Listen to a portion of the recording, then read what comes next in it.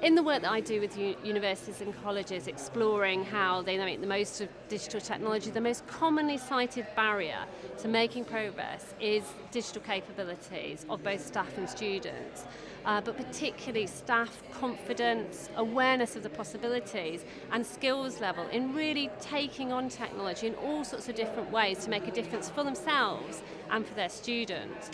Excellent idea was to use students as volunteer kind of people who are trying to sell the idea of the technology to the academic staff as well. That happens in primary schools, it happens in secondary schools, kids are up doing IT for the teachers. So I think it's the same sort of thing. There has to be some sort of balance between recognising what skills are coming in, what skills academic staff don't have, and maybe marrying the two together in some way.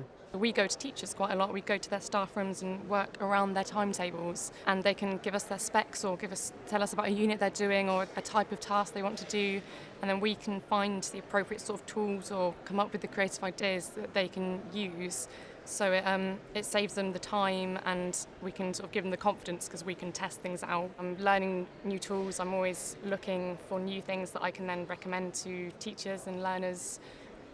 So I sort of quite naturally develop my own skills by doing that, just playing around with things really. I think playing is the best way to learn really.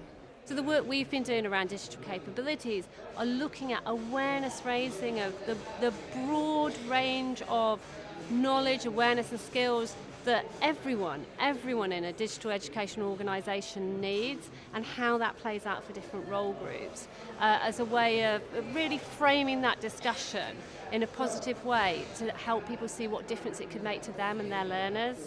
We haven't come across a student yet that doesn't know how to use Word or Excel to some extent, so we don't bother with that.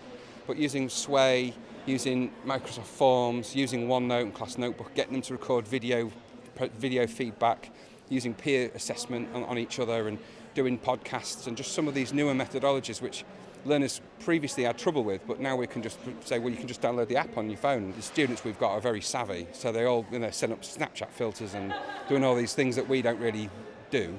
Students are sometimes a bit anxious and sometimes a bit ambivalent, and then when they realise that they really are in charge, we're not just saying it, it's really exciting.